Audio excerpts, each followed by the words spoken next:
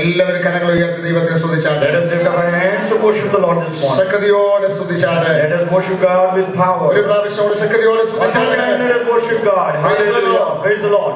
മത്തായി സുവിശേഷം 19-ാം അധ്യായം Matthew chapter 19 verse number 27. Matthew 19 verse number 27. Praise the Lord. Thank you, Jesus. Glory to God. Mathai സുവിശേഷം 19-ാം അധ്യായം 27-ാമത് വാക്യം. സകലവും വിട്ടു നിന്നെ അനുഗമിച്ചുവല്ലോ, ഞങ്ങൾക്ക് എന്ത് കിട്ടും എന്ന് ചോദിച്ചു. മതി. പത്രോസ് അവനോട്, ഞങ്ങൾ സകലതും വിട്ട് നിന്നെ അനുഗമിച്ചുവല്ലോ, ഞങ്ങൾക്ക് എന്ത് കിട്ടും? And Peter answered and said, Behold, we have forsaken all and followed thee. What shall we have therefore?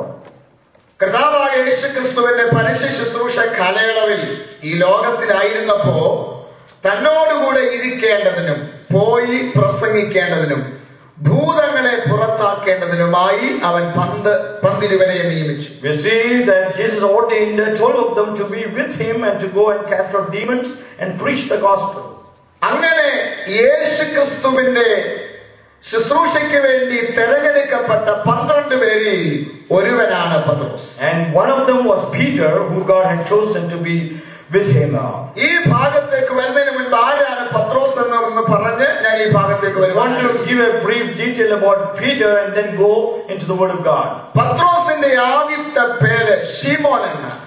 The first name that Peter had was called Simon. ശീമോൻ എന്ന വാക്കിന്റെ അർത്ഥം വെള്ളം പോലെ തുളുമ്പുന്നവന്. If you know what it means, it is something that is wavering like water. വെള്ളം പോലെ തുളുമ്പുന്ന മറ്റൊരുവനെ വിശുദ്ധ വേദപുസ്തകത്തിൽ നമുക്ക് കാണാം. You see another person that is like water in the Old Testament. അവന്റെ പേരാണ് Reuben. His name is called Reuben in the Old Testament. രൂബേനോട് തന്റെ അപ്പൻ പറയുന്നു, രൂബേനെ നീ എന്റെ ആദ്യജാതൻ. To Reuben he says, you are my firstborn. പക്ഷെ നീ വെള്ളം പോലെ തുളുമ്പുന്നവനാണ്. But you are like water, unstable like water. അതുകൊണ്ട് അപ്പൻ അവനോട് പറയുന്ന അടുത്ത വാചകം, നീ ശ്രേഷ്ഠനാകുകയില്ല. Therefore he says, thou shalt not excel.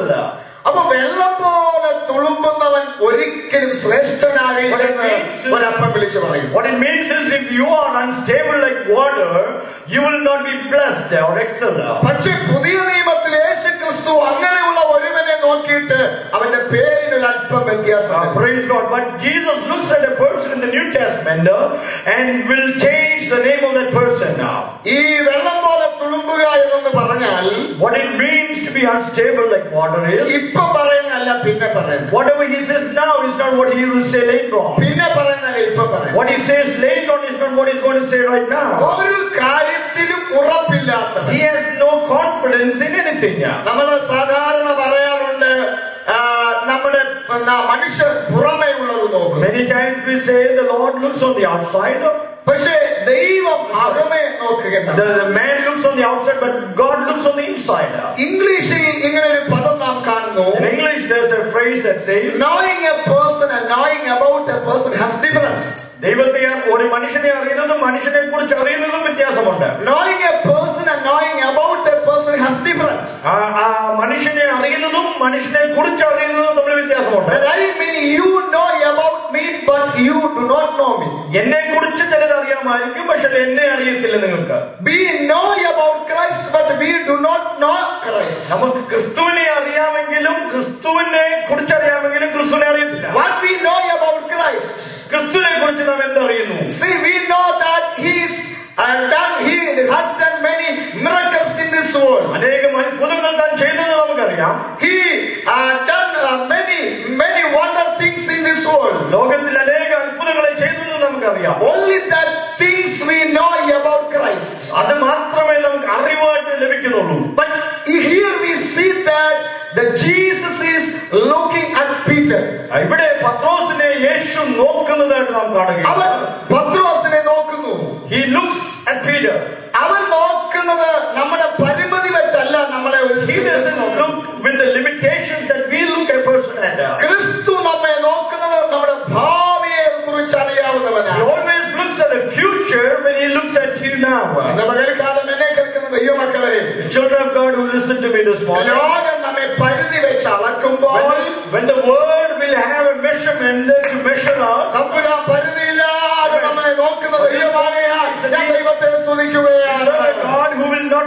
beyond. He looked beyond the human measurement. Hallelujah. നമുക്കൊരു Amen. ലിമിറ്റേഷൻ പലരും വെച്ചിട്ടുണ്ട്. Many people have put a limitation to us. We have a boundary around us.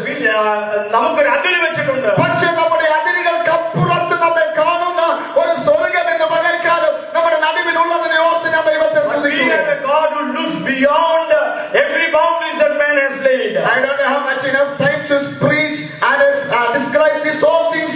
That's why I'm going very fast. ഞാൻ വേഗത്തിൽ മുന്നോട്ട് പോവുകയാണ്. കാരണം 25 മിനിറ്റിൽ പകുതി മിനിറ്റ് പാസ് എടുക്കും. Amen. In 25 minutes, 10 minutes pastor will take. പിന്നെ പകുതി minute എനിക്കുള്ളൂ.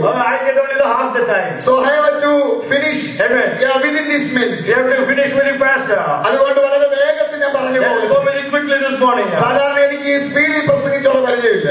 I'm not used to speak very fast. വളരെ ശാന്തമായി നിന്ന് പ്രസംഗിക്കാനാണ് I sometimes, many times I speak very slowly. ഞാൻ അതുകൊണ്ട് വളരെ വേഗത്തിലൊന്ന് മടങ്ങി വരാം. Let me come back very quickly. Anyways, പത്രോസ് യേശുവിന്റെ അടുക്കൽ വന്നിട്ട് പറയുകയാണ്, when Peter came to Jesus Christ, ഞങ്ങൾ സകലതും വിട്ടു നിന്നെ അനുഗമിച്ചു. Lord, we have left everything and followed you. യേശു അവന്റെ പേരിന് മാറ്റം വരുത്തി. Amen. Jesus changed his name. അവന്റെ പേര് പത്രോസ് എന്നാക്കി. Jesus changed his name to Peter. പത്രോസ് എന്ന വാക്കിന്റെ അർത്ഥം ഉറപ്പേറിയവൻ. I mean, Peter means something that is firm. ഈ പത്രോസ് ആണ് യേശുവിന്റെ അടുക്കൽ വന്ന് ചോദിച്ചത്, This same Peter came to Jesus and is asking, ഞങ്ങൾ സകലതും വിട്ട് നിന്നെ Lord, അനുഗമിച്ചു. we have forsaken all and followed thee. ഞങ്ങൾക്ക് എന്നാ കിട്ടും? What are we going to receive? ഈ ക്വസ്റ്റ്യൻ ചോദിക്കാൻ എന്താ കാരണം? What is